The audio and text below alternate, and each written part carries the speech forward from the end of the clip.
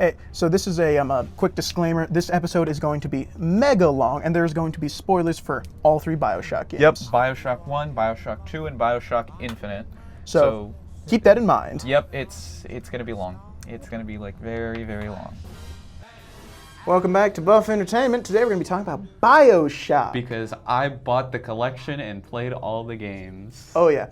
I personally have just had the most fun with this franchise. It's so good. It's a great franchise. I love the franchise. It was a good thing that our teacher, Mr. Brose, assigned us to do an episode on Women's History Month, and BioShock was made by a woman. And I'm so glad I played it before then, so I could glaze it. And I'm so glad we did that, so I could play it, because I have a vague memory of watching Zack Scott Games play the specific art scene or art level in BioShock 1. I think it was it's Steinman.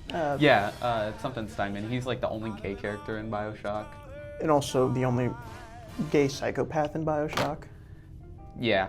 Anyway, so BioShock 1, we'll talk about that, then we'll go to 2, then we'll go to 3, or Infinite if you want to call it that. It's 3. Infinite's still, I like that. Yeah. BioShock Infinite. Anyway, BioShock 1. I think it's peak. It's good. There are a lot of kind of holes and things that they could have done. They could have expanded on a lot more. You've been harping on the Houdini splicers. I think they're fine the way they are. But I think they needed elaboration. It's just the cult, because there's like a whole cult of Houdini splicers, but it's never really explained, or there's nothing really done with. And I think that's fine. I think they're just meant to be enemy type. Well, yeah, I think it's a good game. Don't get me wrong. I love the story. There are just some parts where I think it could be, stronger. The boss fight could have been stronger. Oh yeah, the boss fight could have definitely been stronger. The final boss fight. Let's emphasize. The final boss. The final boss could have been stronger. Well, there's only one boss, and that's know who. And then there's also the big daddies, which are. But those are more like mini bosses, and you find like 3 of them in every. Yeah. At least 2 of them in every level, so they're more mini bosses than anything. Anyway, I mean, with how badly you keep on getting destroyed by Rosies, I'm pretty sure they qualify as bosses. Anyway, so BioShock 1. So you're this guy.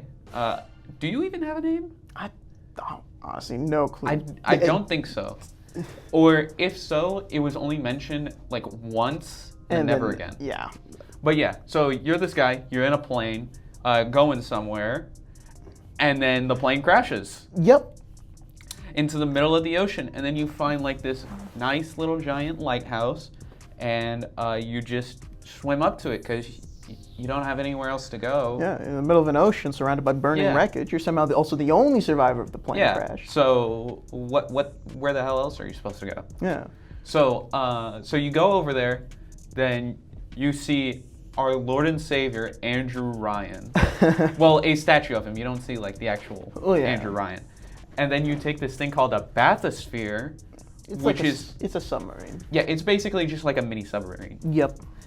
And you go underwater, and then you find the glorious kingdom of Rapture. Rapture is so beautiful. Oh my god. The openings to all BioShock games are really good. And I don't mean like openings where it's like you do the cutscene and then you go. It's like when people say openings, they mean like before you get your first weapon. Yeah. My openings is like cutscenes, and BioShock 1 has a great. The introduction cutscenes to the areas you're exploring are They're so good. Oh my god! It establishes like areas that you might visit. Yeah. For Infinite, it also establishes enemies.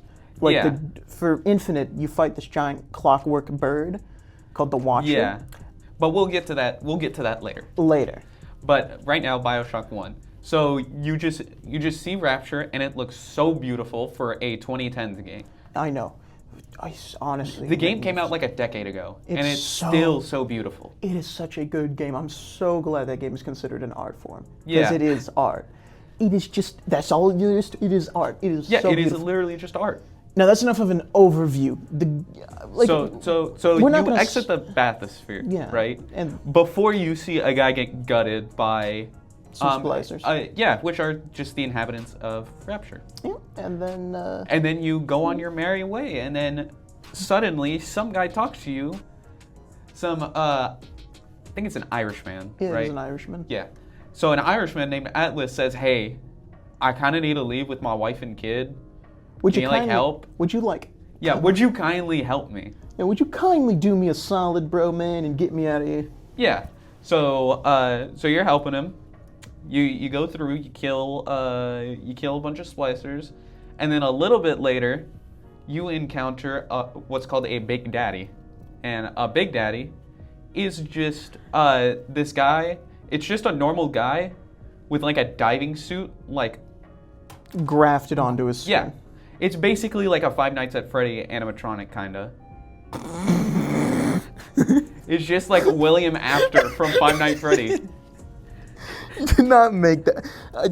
That's not a good comparison. It's not a good It's comparison. a great comparison. That's the issue. It's literally just William Afton. Listen, if you watched our previous episode, you know what we're talking about. Yeah, we showed you the image. Yeah. Now. And they protect these things called Little Sisters. You explain what... Yeah, Little Sisters are basically children, little girls that have been experimented on to generate more of this substance called Adam, which is how people get all their powers. It allows for things like reconstructive surgeries. It literally just changes your genetics. That's what Adam is. Yep. And this is all because Andrew Ryan was like, you can do whatever you want because you're smart, therefore you get to do whatever. Yeah, it was a place to escape religion and all that. And government and stuff. Like, they specifically mentioned the Soviet Union and America capitalism. Well, but then everyone seemed to forget that you need someone to do all the manual labor jobs. Yeah, and that's the big thing they forget. Yeah, they just forget. In, like, all the games. They just forget that you kind of need a working class people to, you know... Yeah, you can't have a bunch of artists. How are you going to make food? Yeah, you can't just have a bunch of chefs because who's going to do the maintenance of the building? Or who's gonna actually get the food?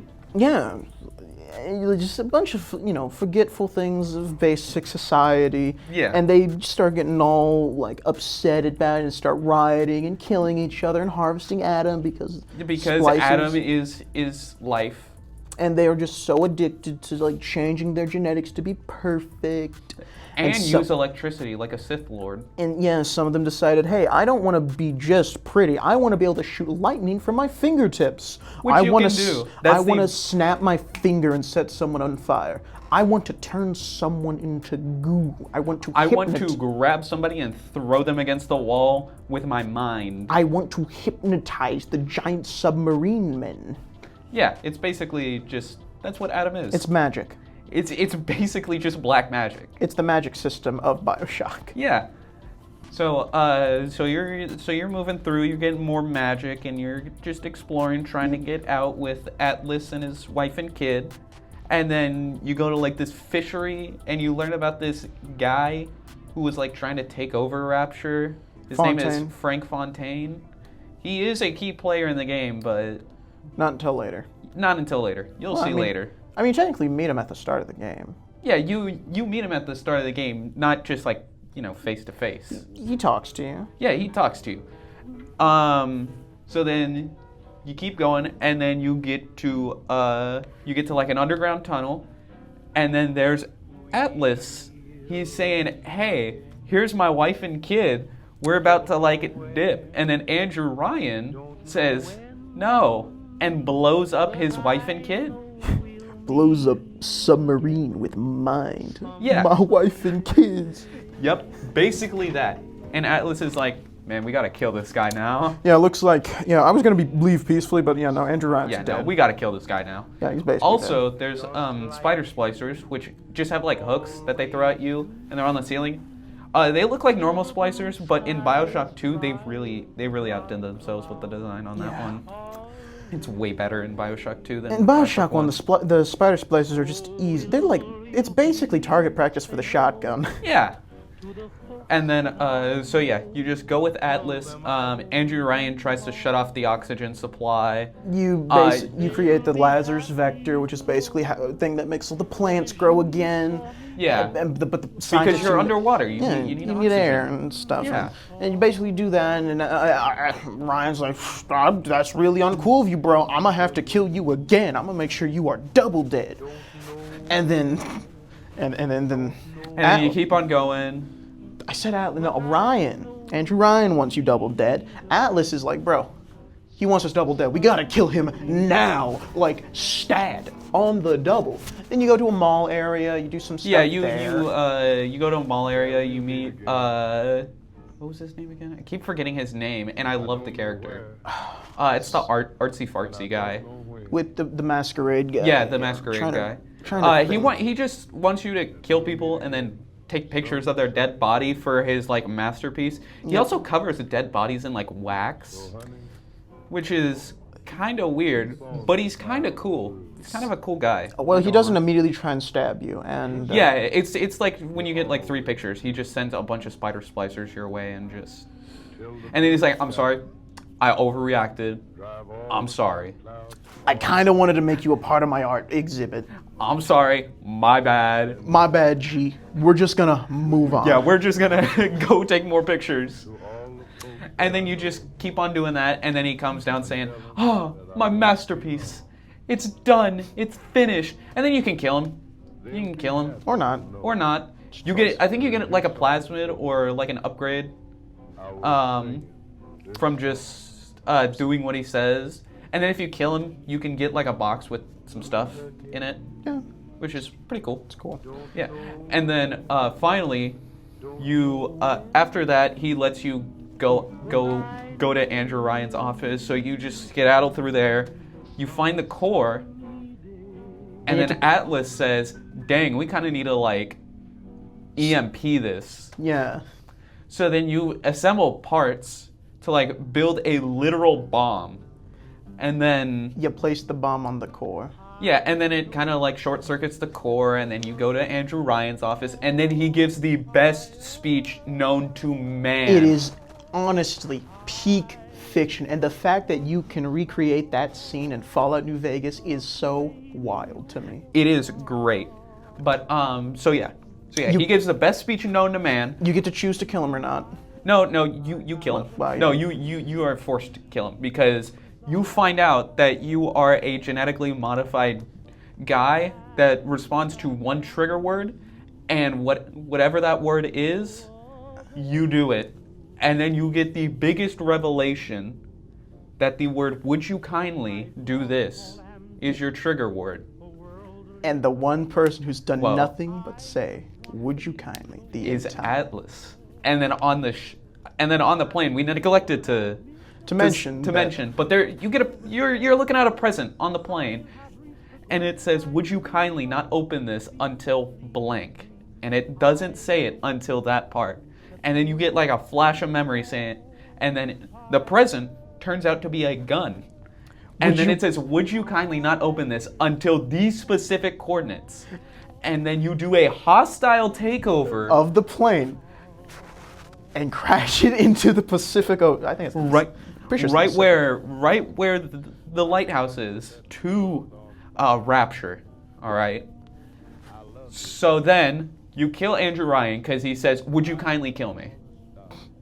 And then before that he just says, "A man chooses, a slave obeys," which is the best line in gaming history. Peak writing. The writers cooked so hard.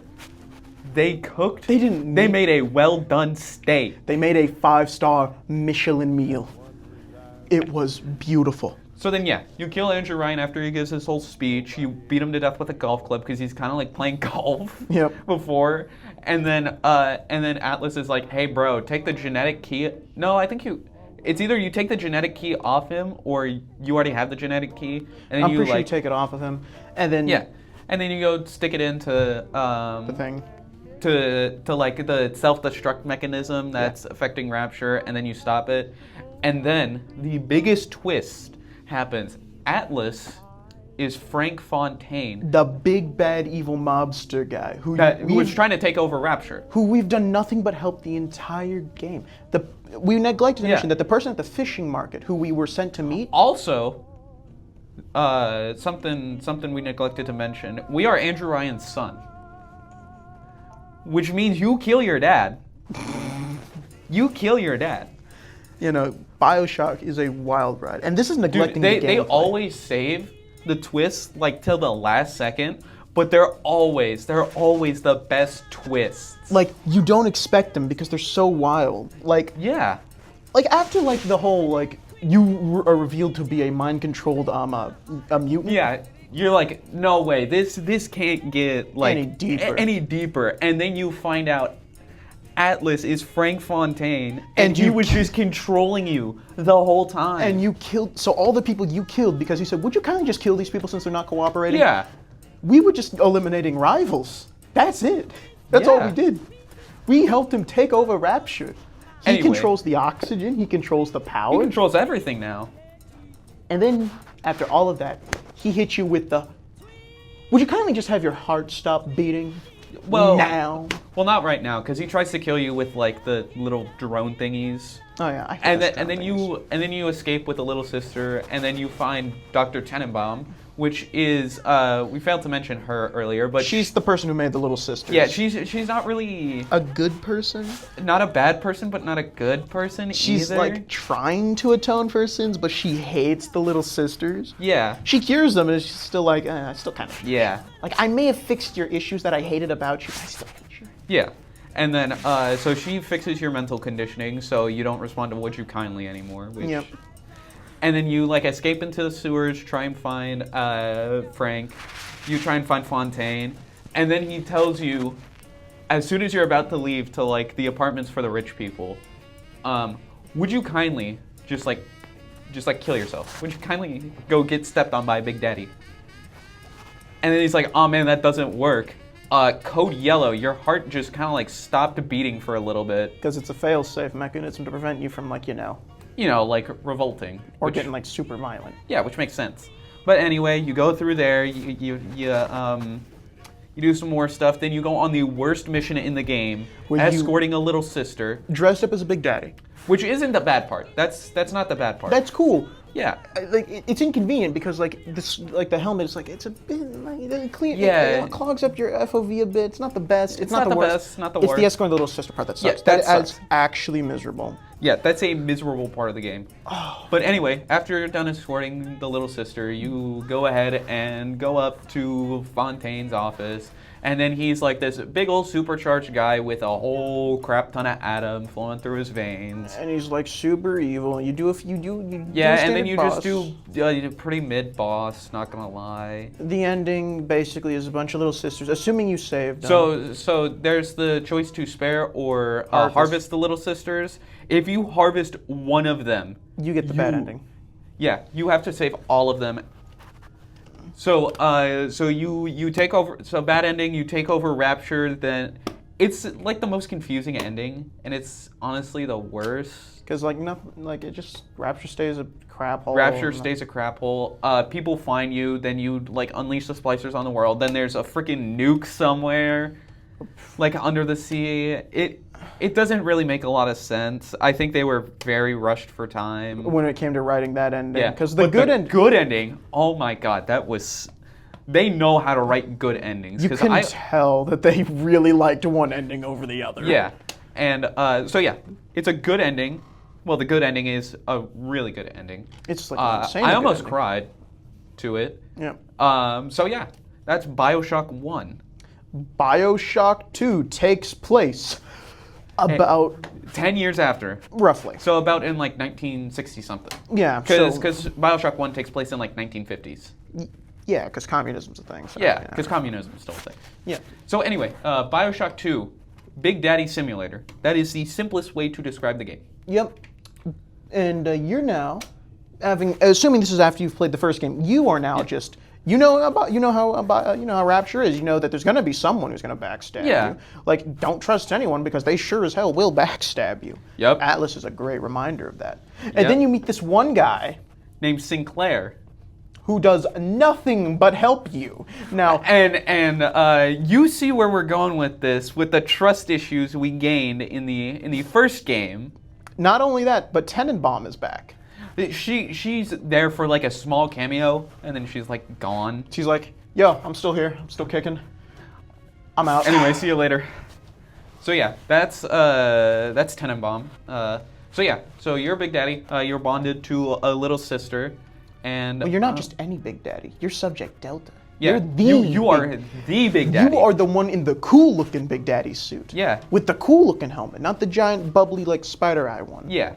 Anyway, so yeah, so you're protecting this little girl. Then the main villain is introduced super early. Oh yeah. It's Eleanor Lamb, or Mother. Yeah, she's some big scientist girl that was in the first game on like the wall of like geniuses that created Rapture. Yeah. So yeah, she's alive. She's evil. Yeah, she's kind of religious too. Who could have seen that coming, really? Yeah. Anyway, so she basically just does a full Frank Fontaine and just says, "Hey, take this gun and shoot yourself in the head." And then you do that. 10 years later, you wake up. Then you're like, "Oh man, I gotta find my little girl." Oh, the little sister. She's gone. I gotta find her. Damn. Where's my kidda? It's basically John Wick, but you're a mech. Yeah, with a drill arm, which is way better than the wrench in the first game. We have yet to talk about weapons. We will talk about weapons. We should probably talk about them next episode because we're running low on time. Yeah. So anyway, this will be a two-parter. We'll talk about 1 and 2. Then we'll do Infinite. And then the weapons. And we can record it all like next week. We should do it in this week. We could do it this week because we missed uploading the week before spring break, so we can just give them a special two-parter. Yeah. Oh my gosh. Anyway, back to BioShock 2. So yeah, you're running through, trying to find the little sister. Then you meet, I think her name is Grace something. I think. I don't remember her. She's like the first non-hostile mini boss you kind of face. No, Grace is the. You know who I'm talking about. Yeah, I know who you're talking about. I do not remember her name. I'm gonna be honest. Yeah, I don't remember. I think it was Grace. It was something with a G. Anyway, so she's like, "Hey, I kind of took care of this little girl for a little bit, and you're trying to get her, so that's like bad." So she just tries to kill you. She's like, "Yeah, no, this is now my child. Get your own, pal." It's like, yeah, and you're just like, "Dude, no, uncool." And then you proceed to take the drill arm and start drilling. Yeah, or the rivet gun, or the minigun, or the shotgun. Yeah, because there's a whole other there's a whole other 2 sections that's just you kind of beating up bad guys, getting like plasmids and all that. Yep. But Grace is the first like mini boss, kind of like antagonist, kind of. Yeah. Like a minion of the Lamb. Yeah. So yeah, you just go through, and then you eventually find her, and then she's like, "Hey, I have no weapons. I'm about to unlock the door. Do what you will." And then you can either kill her or spare her. You spared her. I spared her. I walked out, and she's like, "Yeah, I knew you wouldn't kill me, you little wimp." And I was rushing back over there, but I was like but then the door was locked, so I couldn't, and I was like, ugh. I hate when people do that, dude. Like, you give them the chance to escape, and they're like, yeah, that's what I thought. It's like, I'm going to come back, and I'm going to put 5 rivets in you, and then drill you to death. Yeah. Oh, you are so lucky that door cannot be ripped off its hinges, because if it could, I would. I swear I would. Yep, that. So yeah, I spared her. She gives you a few little drones, which is pretty cool. Yeah, I mean, they help. They don't really do much, but they help. They're good when you're harvesting, and you know. Yeah. Also, there are little sisters in this game, which follow the same formula: kill the big daddy, get the little sister. Harvest but this time there's more than just like sparing or harvesting. It's a bit more involved. Yeah, because I don't know what happens if you harvest her. I think it's just straight up like, hey, you just take the item and then leave. Yeah. But for sparing. So you just like, so you adopt the little sister, then you go find 2 corpses, and then she kind of like drains the atom. It's like it's like that god-awful mission in the first game. But better, but it's better. Because you're not like weak as hell, and you're not standing there for like 5 minutes. As they harvest the same corpse. Yep. For 5 minutes. And there are upgrades that let it go faster, and you get more. It's beautiful. It's better. The new harvesting system in BioShock 2 is so good. It's improved. It's not as easy as the first game, but they wanted to make it harder because, like Moral Dilemma. That's the whole. That's kind of like the whole Like, theme of do the you game. take the easy way out, or do you like Do the hard struggle way. and fight through it to get? Yeah. I think it's a really cool system. I'm Yeah. glad it exists. Also, in Bioshock 2, there is only leadhead splicers for some reason. I hate leadhead splicers so There is only leadhead splicers. The spider splicers, they got an update, which was pretty cool. I did like that. They look much better now. More visual identity. Yeah. So then after you go spare or kill Grace, you go to the next area, which I think is like a mall kind of place. Sorta. Kind of like the artsy fartsy room in Bioshock 1. But yeah, you go through there. Then you find like a priest, Father something. He's like real big religious dude. Like I'm talking super big on religion. Yeah. Like, he's speaking of like the end times are a coming. Yeah, like Rapture.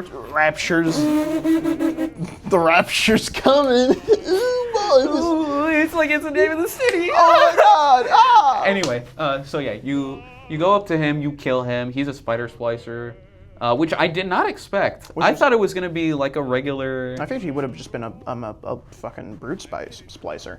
I didn't expect him to be like like this. I honestly was figuring he's either a thuggish Oh yeah, splicer. there's also a new splicer, the brute splicer, which is just a big old British guy. Yeah, well, I didn't mean like brute splicer. I meant like a thuggish splicer. Like the melee ones yeah. from the first game, Yeah. which are absent for some god reason. They were present in like the first little bits of the game, but then they kind of just like took a sideline. And then the leadheads just came in full, like a whole, like an army must have opened up because everyone has it's like America, but worse because they all have high-powered weaponry.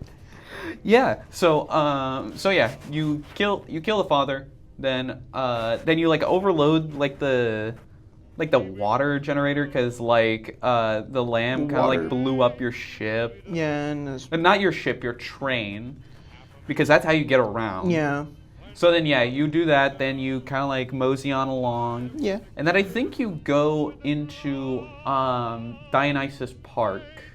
Yeah. Yeah. And then there's this one guy where he's like, hey, can you go like deal with all the little sisters? Yeah. And then, so you go do that, and then you find out, if you decide to save them, you find out more about this place, because the atom that the little sisters collect actually hold like memories, which kind of makes sense, because it's like the DNA. It's the DNA of the soul. Like memes. Metal Gear Rising reference. Memes, Jack. The DNA of the soul. We're running low on Yeah. time. Anyway, so yeah, you go ahead. You find out, hey, this dude is he's kind of bad. Like he's kind of a bad guy. I mean, he kind of wanted you to harvest the little sisters, and if that wasn't a dead giveaway, like I don't know what was. Well, no, everybody wants to harvest the little sisters. I mean, so- true. Even So- Tenenbaum, but like Tenenbaum's like sort of not. Yeah, but he said, hey, could you just like go deal with the little sisters? Because I don't want anything spreading from this park, which is kind of suspicious. And then you find out he's kind of a bad guy, and he did a lot of bad things, and then he kind of flooded the park, killing a bunch of people, and yeah, he was kind of a bad guy.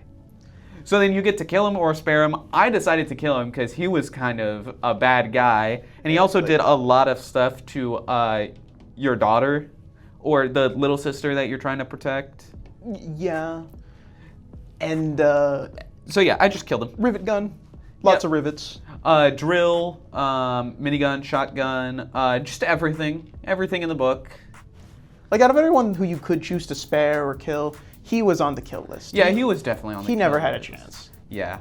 But anyway, there's also a moral dilemma in all of these, like for killing and sparing, because it's like, well, we didn't know. He's the whole reason why we're bonded to her, because she wasn't a little sister before this. Yeah, she was a. She was a normal girl, but then he kind of sold her off to the orphanage and made her into a little sister, and then you guys kind of. So without him, you wouldn't have a little sister. Yeah, you wouldn't be where you're at. But at the same time, He killed a bunch of people. and I think maybe it's about time you get a bit of a comeuppance. Yeah. So I killed him. Then we keep going. We don't stop. And then we go to like this business district where like all the big daddies were manufactured and all that. And then there's the Alpha series, which are just I would say weaker. Like like the actual Big Daddies were a lot stronger than the Alpha series. I mean, to be fair, they are the first. They're the first prototype. So yeah, that does make sense. It tracks. Yeah, but anyway, so you do that, then you find Alexander Cohen, I think his name is, and he's kind of like insane, and he's like fired, and like shocks a bunch of splicers, and then you just like go through the whole thing. You try and get into a security booth, and then he like sings to stop like the voice recognition software. And then you just keep on going. You try and get rid of his, like, because he flies around with a little drone. It's like a weird. He's a weird guy. Weird fight, too. Like, I'm going to be honest. I don't know how I feel about all the other bosses, but that one was definitely the weirdest. I don't. So anyway, you keep going. Then you go to, like, his little chamber because your little sister is supposed to be, like, the Messiah. Like, she is supposed to be the Messiah. Yeah. And he was, like, the prototype Messiah. Yeah. So he's like in this big old tank, and his past self is like, "Hey, kill me, please. I need this, please. I beg of you. Yeah, end it." And then afterwards, you can have the choice to kill him or spare him because his present self says, "Hey, dude, I don't want to die." So there's the moral dilemma again. There's not really moral dilemma. I ended up killing him anyway. Like, dude, I spared him. I spared him. I'm gonna be honest. Present dude was not worth sparing. I murdered him. I liked him. He was like no, it was Sander Cohen. That's Sander Cohen. Yeah, he was like the art guy, and I like the art guy. I killed the art guy because I wanted the chest. But, yeah, and the chest was cool. Yeah, but anyway, yeah. So I spared him. You also find this one Big Daddy, where he has like a whole backstory across the game, where he's like, dude, I need to find my kid, like. I don't know what happened. I need to find my kid. He's on like a parallel path of yours, except he has more human memories. Yeah, because he was an actual human. And then you kill a Big Daddy, and it's him. But the good thing is, the good thing is, he was bonded to his daughter. So at least he got something good out of it. And he's like, dude, I don't care as long as I'm with my daughter. I'm straight. In a way, he really did end up having the best ending. He probably was the only person in Rapture who was happy. Yeah. It was really sweet. I'm gonna be honest. I actually kind of cried at that part. Yeah, that was pretty sweet. I don't think you cried at it. You cried at the ending, but I cried. I cried at the ending. I also almost cried at the opening because that was a great opening. And then also like the first bathysphere, like with the audio log you found. Yeah. That was also pretty good. Anyway, so yeah, you keep going, then you eventually get to the lamb. And then you're like, oh man, there's my daughter. Yep. And then the lamb's like, haha, no, take like 2 big sisters. And big sisters are like Big Daddies on crack. Yep. Well, we're going to continue the lamb talk later because we are out of time. So part 2 is when we'll be talking more about the rest of BioShock 2. And we'll edit it all together into one cohesive little story. So we're going to be cutting this part out. Yeah. Anyway. Woo. BioShock. Yeah. BioShock 2 specifically. Yeah, we're going to continue that and finish that. So where we left off was... we just got out of the industrial district. Yep. Josh spared the guy. Yep. You killed the guy. Yep. You put him out of his misery. And now we're fighting Big Sisters. Yep. Oh yeah, we got to that part where we're kind of trying to save our daughter, and then... Yep, and we're fighting these abominations. Yep, two Big Sisters, which... It's so hard. Like, to me, it wasn't that bad. Okay, for me it was bad because I didn't have any good shotgun shells. I only had the phosphorus ones. Oh yeah, you had only the... Ooh. Yeah, I used all my good shells on the stupid drones from the guy in the previous district. And the bolt gun, it's a great gun. It does decent it's a good damage. Gun. But when you're kind of having to fight 2 enemies at once... With kind of just that... And white phosphorus shells, and it just sort of... And you're kind of not really good at aiming like I am. It's really, really hard. But good thing is... For mine, I was playing on the hardest difficulty. That's what I do with. That's what I did for all BioShock games. I was playing on the normal difficulty because I'm a coward. because I just thought, oh, you've played a lot of shooters, this is the mode for you. And I was like, yeah, I've kind of played a lot of shooters. I suck at them. Yeah, but I played Don't get me wrong, but I played a lot of them. Yep. So yeah, I did that. So yeah. It was kind of easy, not gonna lie. For me, I just had a bunch of medkits, and there were a bunch of medkits around, and there was a whole circus of value. For me, it was there. difficult, and the circuit's value did nothing. I'm gonna be honest. I was broke by the time I entered there. Damn. It was not fun. It was actually hard, and from how you describe it, I might just replay the game just to do that part again, but make sure to save all my good ammunition for that. But anyway, after you beat up the two big sisters, you go into your room, save your daughter, but Sophia Lamb, which I just remembered the name of, Yep. she kind of just smothers her own daughter and your daughter. It's like real. it's a weird thing. It's a weird dynamic. Just sort of watch your daughter die. Well, no, she didn't die. It was just she smothered her long enough to where, you thought she died. Not where you thought she died, where you pass out, because you're linked together. So she smothered her just enough to where you will her heart stopped beating, so you just kind of passed out in a coma. Yeah. But not long enough to where she's like dead. Yeah, because she still wants the Messiah. Yeah.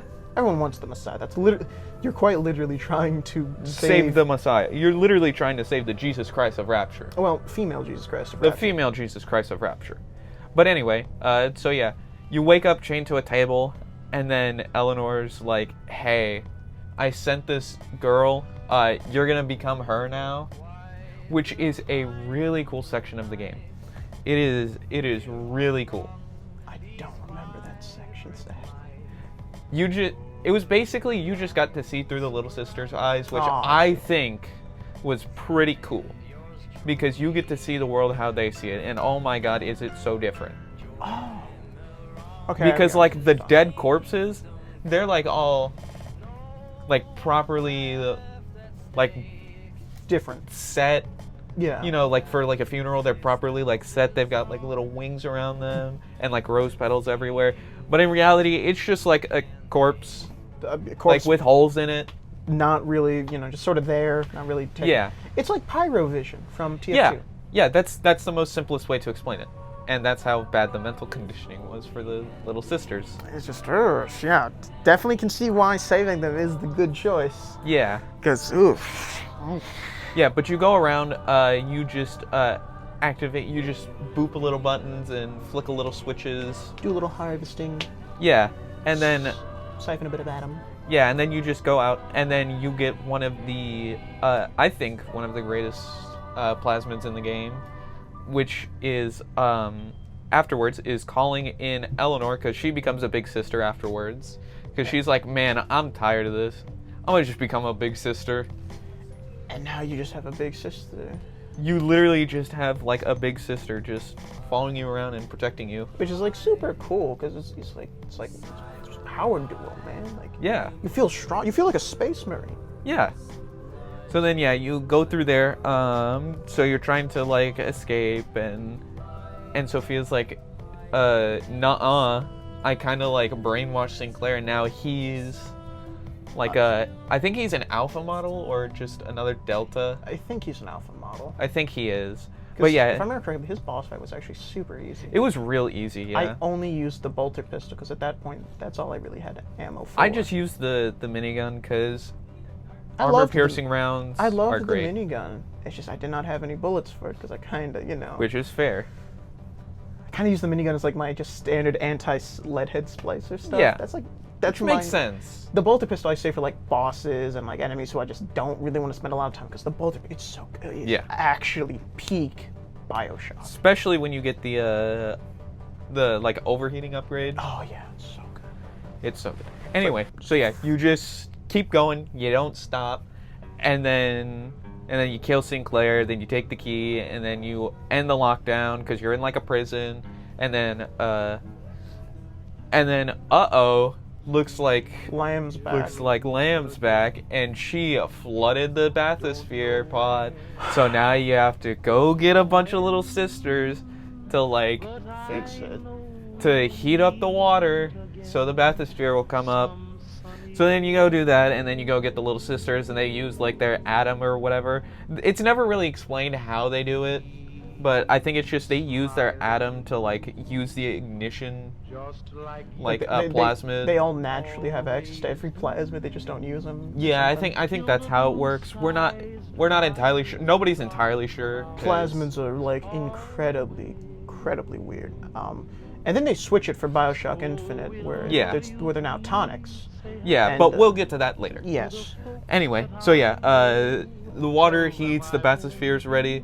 So your daughter's like, hey, we need to go. Yeah. And then you run, and then, looks like somebody trapped the little doorway. And then there's just a bunch of TNT and explosives. Just like the most obvious pot, like It literally looks like a Looney Tunes level of explosives. Like, yeah. Oh, this is gonna get that Roadrunner for sure this time. Ooh, I cannot wait. Yeah, it's like Bugs Bunny levels of Goofy. But anyway, it explodes, and then we get to the ending, which is just you actually like live through that. You grab onto the thing, and then you go up to the surface, and then depending on what you did, Sophia Lamb will either live or die. Personally, in my playthrough, she died, and I was. I think it's only because like you harvested a little sister or something, or you killed more people. There's like a whole flow chart of how the endings work. I accidentally harvested a little sister by accident. That's why. Yeah, that's why. And to be fair, I was kind of happy when Sophia Lamb was dead. Like I was like. I mean, I metal. She lived in mine, which, she was probably gonna die anyways. She'll die. She'll die naturally. A leadhead splicer will kill her. Yeah. So then, you get her, and then you get one of the best BioShock endings. You cried at it. I cried at it. Yep. It was beautiful. I cried at it. It was beautiful. The good endings are always beautiful. Yeah. But anyway, yeah. So you just go up to the surface. Your daughter kind of like siphons like you for like your atom, and then kind of like injects herself with it. And it's kind of like, oh yeah, you were like her consciousness. Like you're like the conscience, like you know, like the little cricket, Jiminy, like on your. You're the Jiminy Cricket to her. To her Pinocchio, basically. So yeah, and it's real sweet. It was so sweet. I loved it was that so ending. sweet. It was such a good ending. Now, Infinite. Now we get to Infinite finally. So yeah, BioShock Infinite, one of the most drastic changes. In terms of everything. So you start off in a rowboat being rowed by these two siblings who are, turns out, lore important. Yeah, they are important. So yeah, you go up there, then you go up the ladder, then you go to the lighthouse, and it's like, hey, bring us a girl, or you know what happens. Yeah. All right. Wipe away your debt. That's like a real. Yeah. That is a big. Those are some big words in this game. That phrase, "wipe away your debt," is repeated constantly. Bring us the girl and wipe away your debt. That phrase is repeated constantly. It's like "Would you kindly" in BioShock 1. Yeah. Just less mind control-y. Yeah. But yeah. You take this. Cool... Even when you die, it literally just says, "Bring us a girl, wipe away your debt." It's so funny. But yeah, so yeah, you go do that. You take this you grab a gun. You are given a pistol. Like, hey, you're probably gonna need this gun. They give you a gun, and they put you in this blimp, and you go. Well, no, it's not really a blimp. It's more of like you ring some bells. It's like a hot air balloon, kind of. Yeah, I would say it's more like a little rocket, kind of. Sorta. But yeah, you ring some bells. The sky turns like a weird shade of red, and then afterwards the door opens, and then there's a chair. Like at the top of the lighthouse, there's just a chair. So, like any normal person, you would go sit in it because there's nowhere else to go. Yeah. And then you get strapped in, and then there's like, and it's like a big old, it's not a big rocket, but it's like a rocket sends you up to the air, and you see this version of Rapture, except it's Columbia. Yep. New Columbia. New Columbia. Beautiful place. Looks wonderful. Yeah. It actually looks like a great place. The steampunk design is magnificent. It's honestly a great, I think it might actually be the best open, like just introduction to the area you're going to be in. It might be the because best. of the graphics. The graphics, oh my god, graphics. I think it's tied with number 2 for me. Yeah. Because it's great, but number 2 is so wonderful. Yeah. Like number 2's opening is great. But Infinite's opening is just so beautiful. And then you see this giant clockwork bird just flying around this guy. Which is really cool. It's so awesome. I love it. But anyway, so you arrive at this like whole festival thing. You start looking at posters. You see things. They got like the and you can try out some different plasmids. Yeah, like there's one that allows you to possess machinery. One that's there's one that can hold people in the air. Yep, there's electricity and stuff. It's really cool stuff. Yeah. Also, that pistol you got at the start of the game, it falls down the little contraption. So yeah, you don't have a pistol. You lose that pistol. Yeah, you lose the pistol. It was a cool looking pistol, but you'll find cooler looking ones. But anyway, so yeah, you're traveling through like a little carnival. First you get like baptized though. Yeah, you get baptized by the group. It's like really weird. Yeah, this place is more religious than like Rapture ever was. Way much more. And then it's basically like the opposite ideals. Think of like American steroids. Yeah. And add in a lot more religion. Well, no, think of like 1800s America, but on steroids. Yeah. So yeah, you walk around this carnival, then you see this sign where it says the mark of the false prophet, the mark of the false prophet. It's like this weird engraved symbols. And it's AD.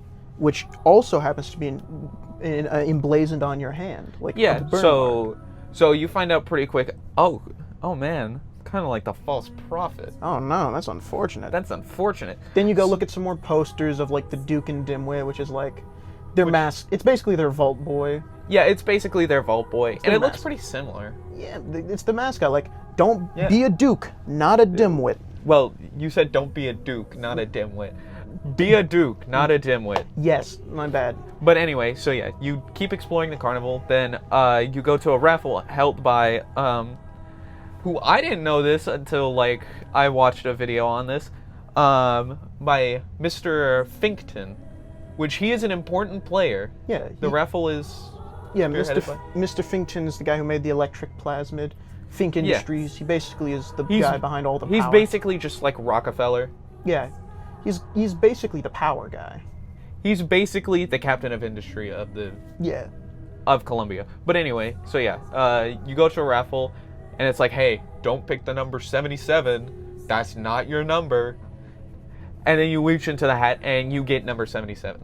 Because why wouldn't you? Yeah, just bad luck. Why wouldn't you? So far, you are marked as a false prophet. Somehow, you didn't even realize it. It's just a burn in your hand that was like, oh wow, that's unfortunate. Yeah, that's quite unfortunate. And then you pick the number 77 when it's like, hey, don't pick the number 77. And then guess what number is called? Number 77. And you know what you win? You know what you win? You get to chuck a baseball at a married interracial couple. You get to be the first one to do it. Keep in mind, you are the first. Everyone else is going to throw after you. You just get the honor of throwing it first. So, and then you're given a choice. Between throwing it between the couple or the carny. Or Finkton. Which doesn't really change much about the story. I don't know what happens if you throw it at the couple, but I know what happens if you throw it at the carny. If you throw it at the carny, the couple lives. If you throw it at the couple, I'm pretty sure you don't live. I picked the carny because the couple, I just didn't want to throw it at the couple. Yeah. And it turns out you actually get a piece of clothing. You get a piece of clothing, which is like just bonus stats. Yeah, sometimes it's like could be sometimes it's a game-changing stat. Yeah. Or sometimes or a minor it's stat just, boost. Yeah. But anyway, so then you get caught by the police saying, he's got the mark. It's the mark. He's got the mark. He's got the mark. He's Mark. It's the false prophet. So yeah, you get caught. Then you steal one of their skyhooks, which is the coolest thing ever, mind you. It is so awesome. I love the skyhook. I had a piece of clothing on my pants that basically, and whenever I hit someone, it knocks them back.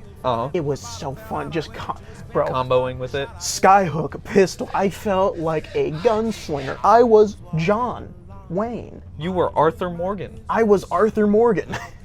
But sadly, there's no revolver. Yeah. But the pistols are really good, C7. I mean, the closest thing there is the hand cannon to like a revolver. Yeah, the hand cannon's good. It's just I haven't gotten it yet. Yeah. The pistol though is like really good, especially with the clip upgrade. Ooh, 31 bullets of just pure stopping. All the guns in this game are like so good. It's kind of hard to pick one since you can only have two. Yeah. And the shotgun is like. And you can only have 2 plasmids as well. We need to kind of mention that. Yeah, you can only have 2 You can plasmids. interchange, like you can change your weapons, interchange your plasmids. But you gotta kind of find the guns. The plasmids you just get and then you can swap them anytime.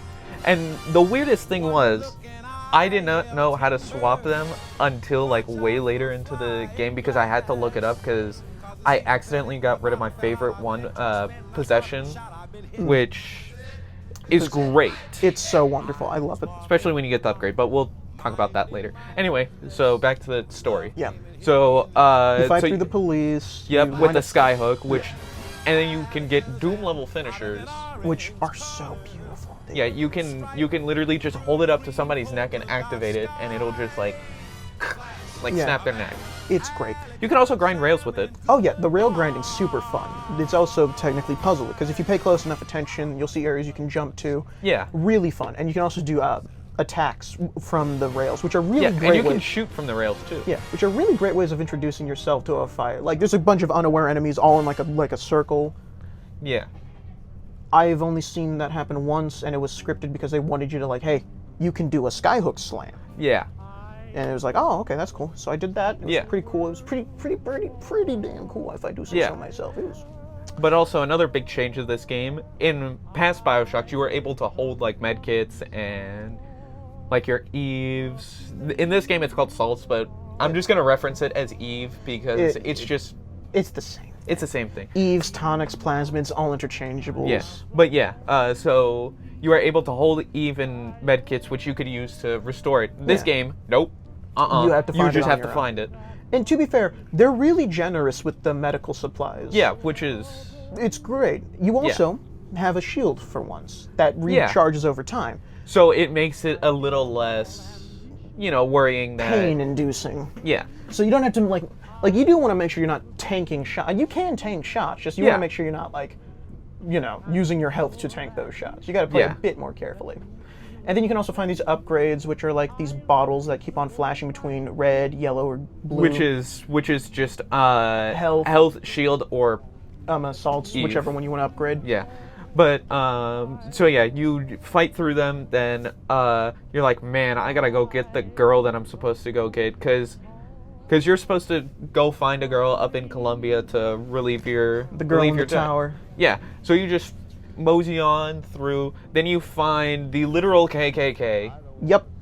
It's called the Order of the Crow or something along the lines of that. They're just basically KKK members because this place is like uber racist. Yeah, no, Colombia is like the mega racist of racists. Yeah, it's like Rapture. They weren't racist. They were not racist. They were not racist. They were not homophobic. They were just like, hey, you got good ideas. Come here. I do not care what you are or who you are or I don't whatever. care what you believe in. This is Rapture, where the man is entitled to the sweat on his brow and the work he puts into life. Yeah. Comstock is the leader of Colombia, and Colombia is like, so we want to make a new America, but also we want this America to be a lot less multicolored. Yeah. They are so it is actually insane how racist they get. And that's not mentioning later in the world later in the game when you start realizing that, oh, these guys are even worse than I thought. Yeah, they got like whole areas of just impoverished people who they deem as impure. They have Irish people in those places, which I find so wild. Well, back in the day, people were like, really mega racist to like Irish people. Like they were a different shade of white, and they were like, nah. You drink too much. You drink too much. That's not flying with me. Anyway, so you continue fighting until you get to the clock tower, which is where the girl is stored. Her name, the girl you're trying to rescue, is Elizabeth. And you meet her. And she's like this super quirky, cool person. She's really chill. She can open portals to places, but like can't stay in them because they're technically alternate universes. Therefore, if she were to stay, she'd cause universal issues, or at least that's what she is told by the people who keep her in like captivity. In the captivity. And that big bird that you saw at the start is her guardian. Yep. Which is pretty sick. Not gonna lie. The clockwork bird is really cool. But also, kind of wants you dead. Yeah, because you kind of like because you're kind of like taking Elizabeth. And you're also kind of the false prophet. Yeah. Kind of like big threat. So yeah, you like go through the tower, then you get like on a chandelier, and then it kind of like snaps, and then you fall down. You meet her. You then are given a choice of like what pendant you want to wear, a cage or a bird. No, that's later. That's after the tower. Yeah. Sorry, my bad. So yeah, you take her from the tower, and then the bird's like, man, I can't have that. No, I'm afraid not. Yeah, you've disrespected me one too many times. It's death. So yeah, so you go through avoiding the bird, and then like you fall into some water, Wind up on a beach, and then so you just wake up. You repeat a girl's name. Her name's Anna. Yeah. So you keep going, and then wind up in a Hall of Heroes. Really cool place. Yeah. Then you get the choice to either take the bird pendant or the cage pendant, and it's the same.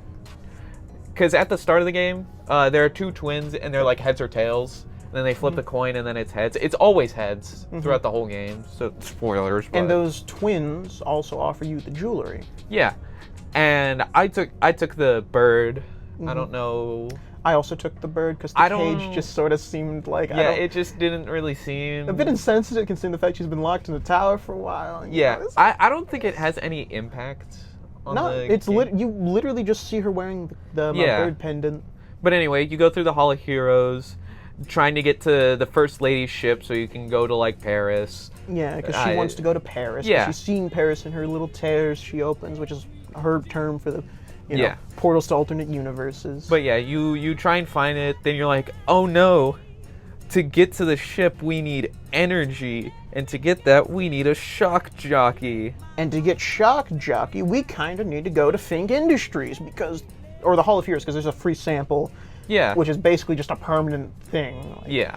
So then you just go through the Hall of Heroes. You'll find out that you were at the Boxer Rebellion and Wounded Knee, and you're kind of a bad person. Turns out you were like a mega racist cavalry officer. Also, you kind of like murdered a lot of people. That kind of like didn't deserve it. You are kind of a war criminal. And then also, you also have a friend who's also as equally a war criminal as you. And he's like mad at Comstock because he says, "Oh, he wasn't there. He wasn't there, I swear.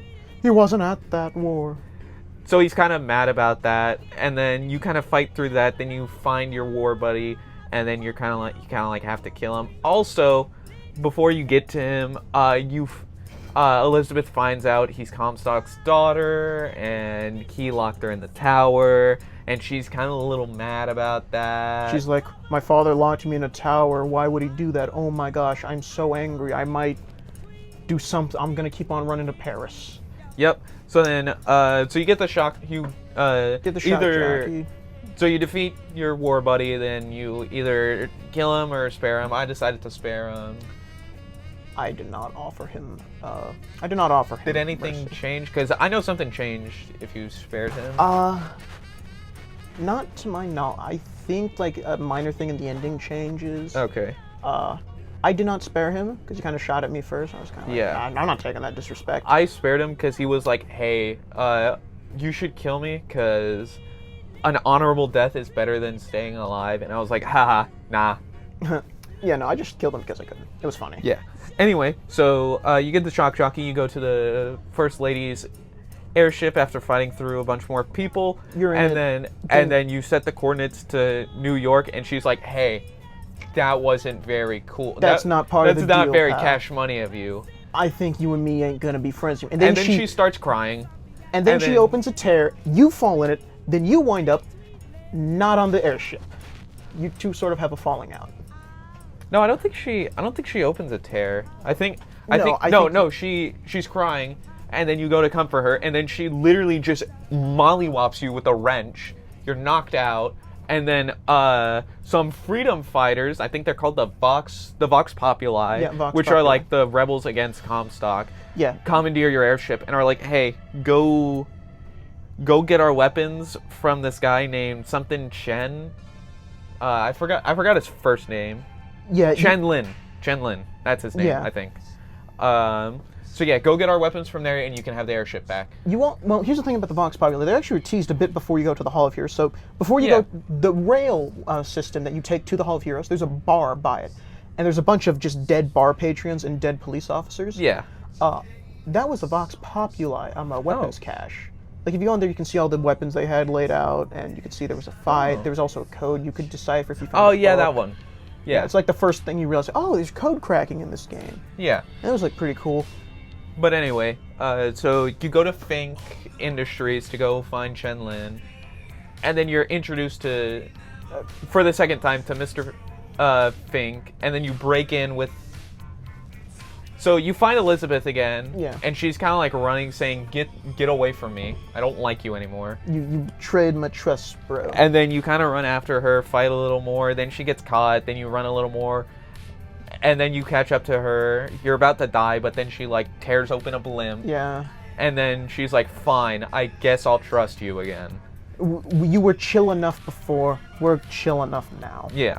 So she comes, and so you two join again, and then you go through Fink Industries. You break in, kill a few people, and then Mr. Fink's like, "Hey, you got spunk, kid. I want you as an employee." And then he pits you up against other people that are trying to be his employees. You kill them. It's like a Hunger Games thing. Yeah. It's like, okay, who's gonna be the best employee? Come on now, step it up. Yeah, and then after that, you go down to like the actual like little living place of the workers. Yeah. No, you go to, I think it's their workplace. Yeah. And then you see the greatest scene, which is just literally an auction of people saying, "Hey, I can finish this in like 4 minutes," and whoever can finish it the fastest gets the job, and then, or whoever says they can finish it the fastest gets the job. They're auctioning and then, work, which yeah. is so funny. And then I guess if you don't get it in that amount of time, you don't get paid. Yeah. So then you keep going. You find out Chen Lin's gone, and then you kind of find him dead later. Yeah. So then this is where the story kind of goes a little off the rails. Yeah. You travel to an alternate universe where he's alive, and then you kind of keep going. Then you find out, oh man, there's all these weapons here, but we can't really take them because. Well, no, here's all of his equipment, but we can't really take it because it's big and heavy. And that's after you go to like Shantytown, which is just the slums. Yep. So then you phase again. And then there are the weapons, and then you go out, and then it's like, oh man, like the Vox Populi are actually like doing something. And I was kind of, you, Mr. Booker DeWitt, are like the right-hand man. You are like the poster boy for the Vox Populi. Yeah, you're like a hero apparently. Yeah. So then you keep going, and then you find, I forgot her name. I think it's Daisy. Maybe. You find her, and then she says, "You're not the real one. You're an imposter. You're just a fake, a fraud, a shyster."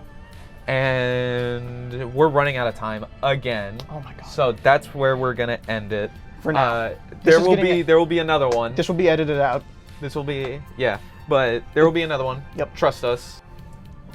Okay. All right. Final part Fink 3. So, Fink Industries. What a pain. We went through there.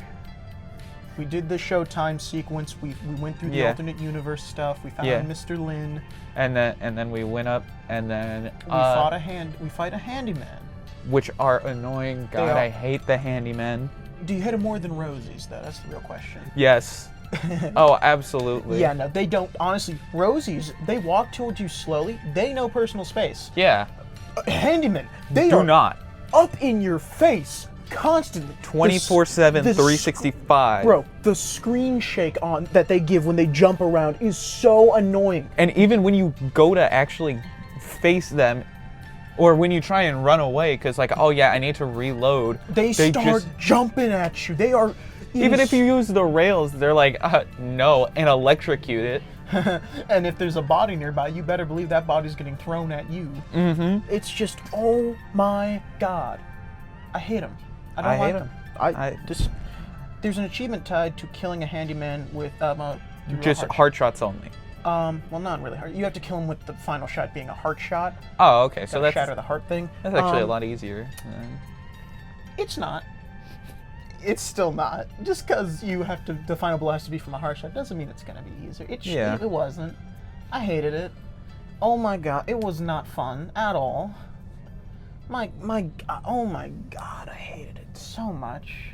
Anyway, so yeah, you fight a handyman, and then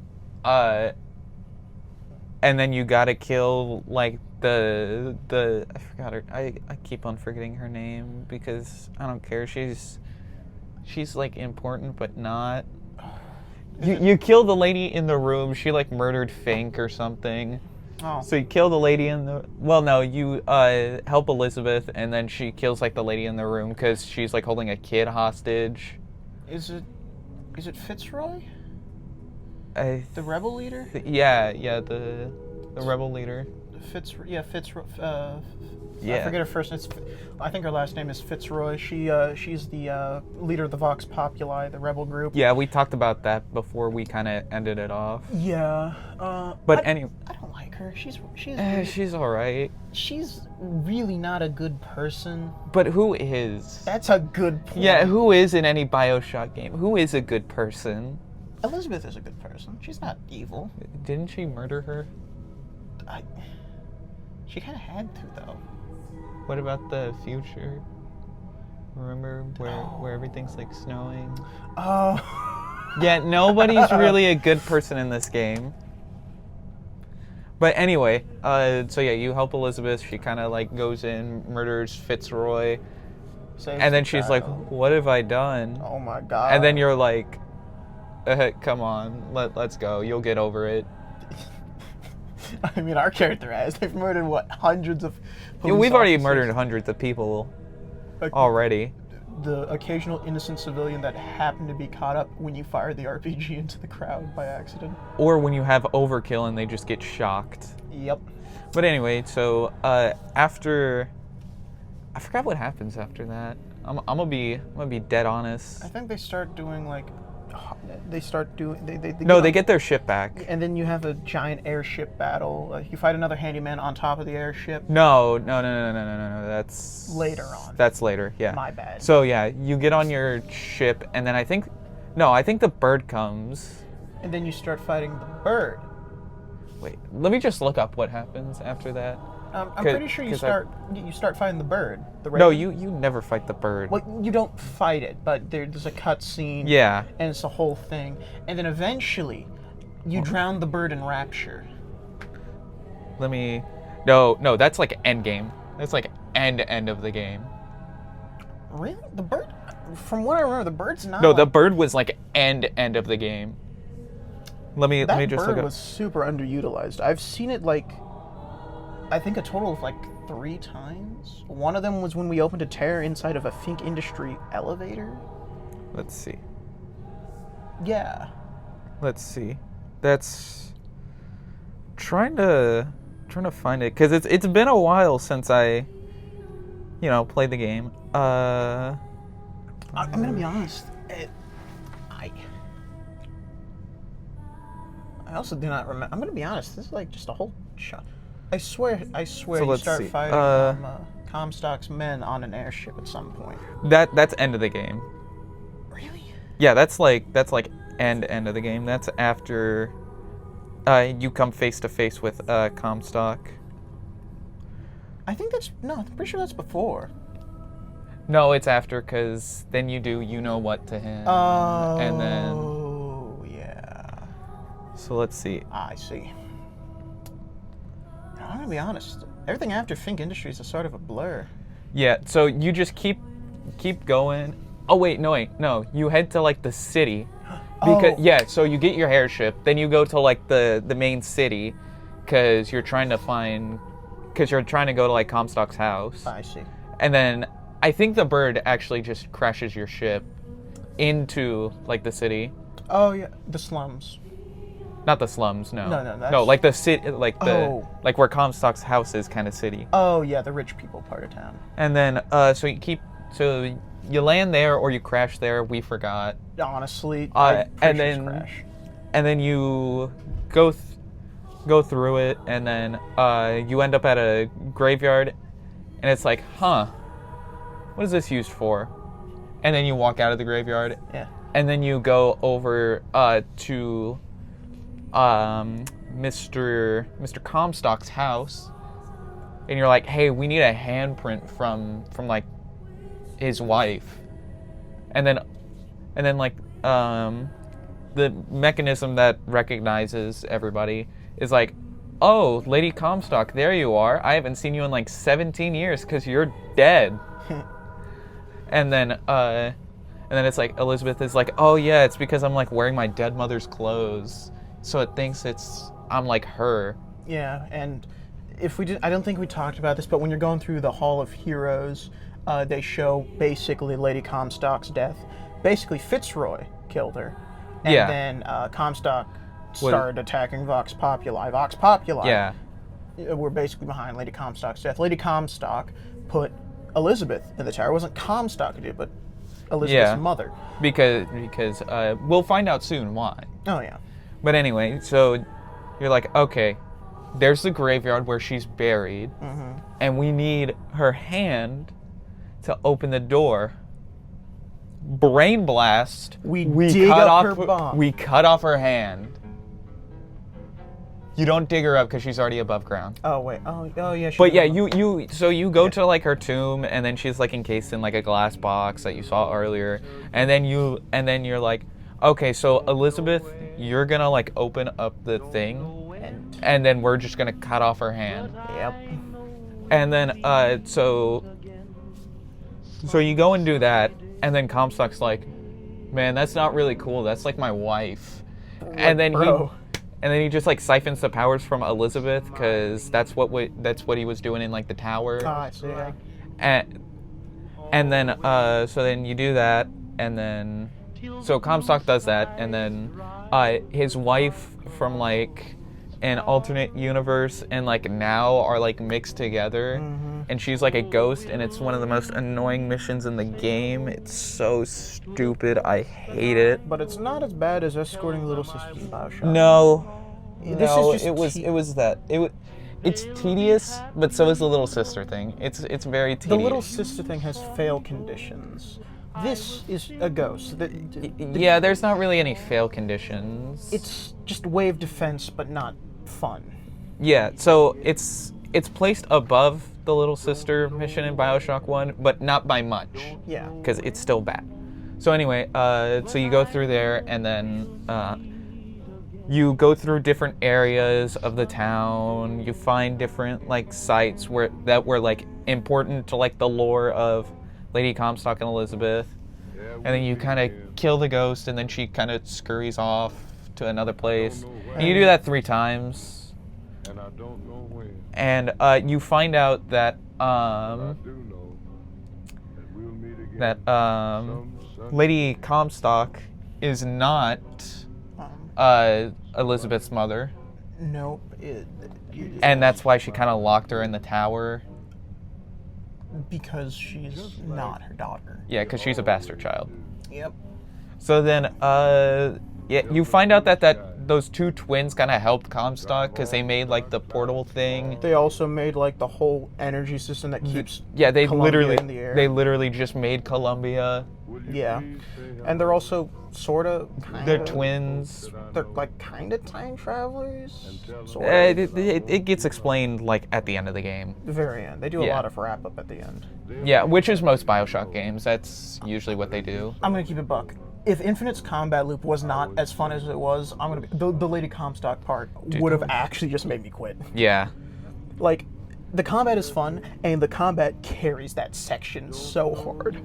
But anyway, so yeah, you do it 3 times. You find out a bunch of lore, and then you do one final matchup in front of like the house, and then you kill her, and then Elizabeth and Lady Comstock just kind of like make up. It's like, damn. And then the ghost kind of like blows up the door and then returns from whence she came, being the sarcophagus / alternate dimension that she came from. Yeah. Because she's God, that section I think might actually be the worst section in the game. It's bad. But anyway, so now you can go to his house. Then you get like captured by the bird. And then after that, Elizabeth's like, wait, I want to go back. I don't want to do this no more. I don't want to do this no more. I give up. So then she goes back, and then you go, and then you like wake up, and it's actually in another alternate timeline. And then you're like, it's snowing in the middle of July. What happened? And then you go up, and then you find these like wacko insane asylum guys. Yeah. They're wearing like founding father heads. Oh yeah. And then you got to kill like a wave of them. And then you're basically playing like Metal Gear, because those little guys with the light heads. So if you get spotted by them, it's gonna like alert all those founding father heads, insane asylum guys, and then they're gonna come to beat you up. I remember that section. That section was actually fun. I remember getting spotted. Yeah, it was pretty fun. I actually remember getting spotted on purpose just so I had more people to kill. That's fair. It was very fun. That was fair. They were kind of tough though. Not gonna lie. Well, to be fair, for like being melee characters, they were like actually pretty tanky. Well, I had the carbine and the hand cannon. So you just mowed them down. They were so easy. And then I had the hand cannon and the shotgun. The shotgun, and yeah, like with the shotgun without upgrades, really falls off at towards the end. But anyway, so yeah, you go through there, and then you find out, oh man, Elizabeth kind of got like groomed, not like touchy-feely groomed, but yeah, like mentally manipulated. Yeah, and then you find out, oh, she's old now. Oh.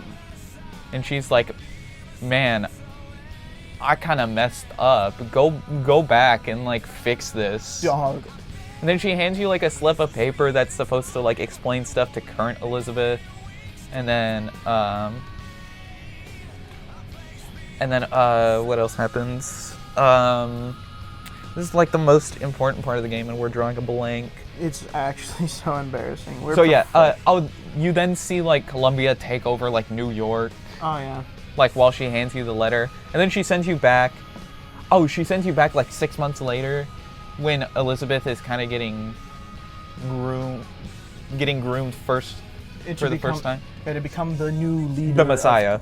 The Messiah of Columbia. Basically, it's BioShock 2, but the little sister Messiah god creature is now Elizabeth. Yeah, and there are no little sisters. No. But anyway, yeah, so you stop that, and then Comstock's like, man, that kind of sucks. I'm a dip. So then he dips to his airship, and then you see it up in the air. Then you try and fight the airship. Yep, then you try and fight the airship. So you go up, you go through hordes of the airship. And it's pretty simple. All you gotta do is like drop like those Patriot mechs down, and then ride the sky rail up towards the top. It's very fun. It's pretty fun. The combat's It's simple. It's fun. It's enjoyable. BioShock Infinite's combat is really good. Yeah. I like it. Then you get up to the top, and you meet Father Comstock, and he's in like this nice, like peaceful, serene thing, and he's like, "Welcome. I'm not gonna kill you, and you're not gonna kill me." And then he literally just says like, "Please come over. I'm gonna baptize you. Come here." It's either you or Elizabeth. I completely forgot who he tries to baptize. Pretty sure it's. I'm pretty sure it's you. Yeah. So yeah, he tries to baptize you, and then you're like, nuh-uh.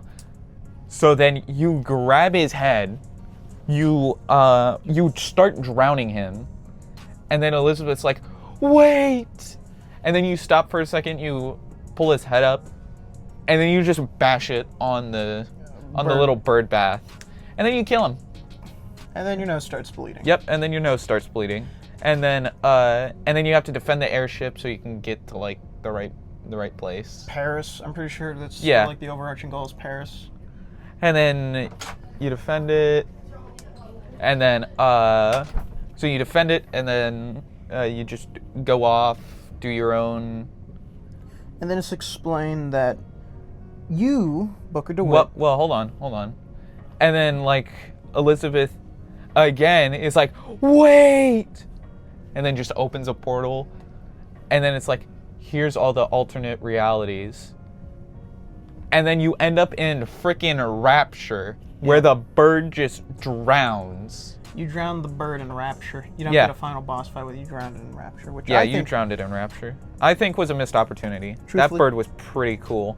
Yeah, the clockwork bird was actually pretty friggin' cool. Quite gamer, really. Yeah, you could have had a Peter Griffin moment fighting the giant bird. True. But anyway, so you end up in Rapture, and then Elizabeth's like, I have reached enlightenment. Come and follow me. And then she shows you a whole bunch of lore, and then you go to like, you know when you die, like that room where it's like, bring the girl and wipe away your debt. Yeah, that one. She brings you there, and then she's like, remember this place? And he's like, wait, what does this have to do with anything? Yeah. And then you open the first door, like the door you always open, and then it's shown the male guy that is like, flip a coin, heads or tails. Yep. Like the one that always gives you a choice. So yeah, you see that, and then you go to the door, and then you open, and then there's another door that you didn't see before. Yeah. You open the door, and then you just walk on over there, and you see your daughter laying in the crib, and you're like, that's what they meant. That's what they meant by bring the girl and wipe away the debt. So you trade off your daughter to wipe away your debts, and then later you're like, wait, no, this is wrong. I should not have done this. I should not have sold my daughter to... So then you run off, and then you find Father Comstock, the flip a coin guy, and then the girl with a portal, like a tear, trying to jump through, and you're like trying to wrestle your daughter from Comstock, and of course you fail. You end up. That's how you get the AD branding on your hand. And also, when the portal closes, your daughter's pinky gets cut off.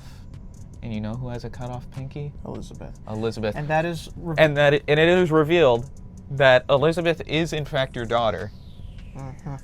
Yep. And remember how you started bleeding when you drowned when you bashed in Comstock? Well, we'll get to that.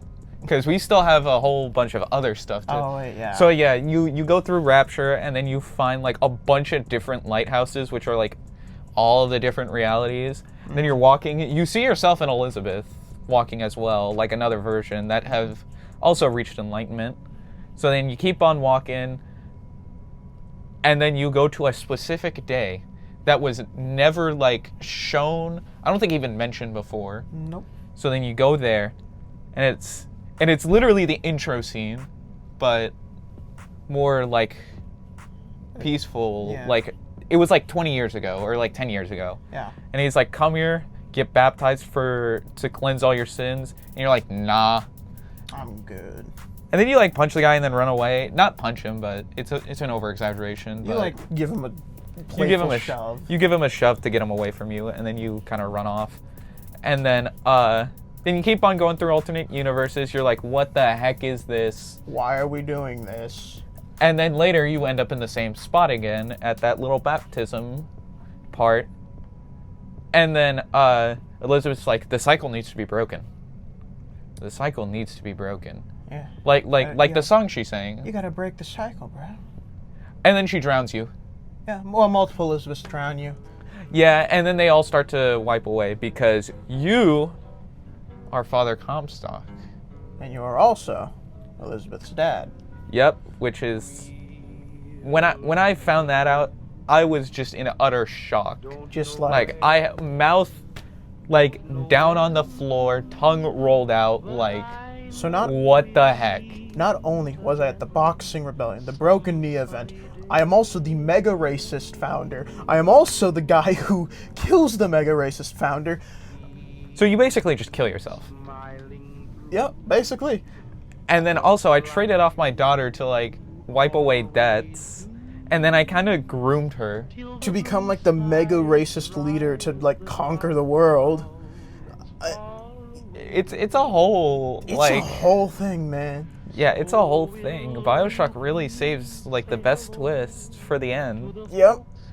But yeah, that's Infinite. That's Infinite. That's BioShock Infinite, and that's where it ends.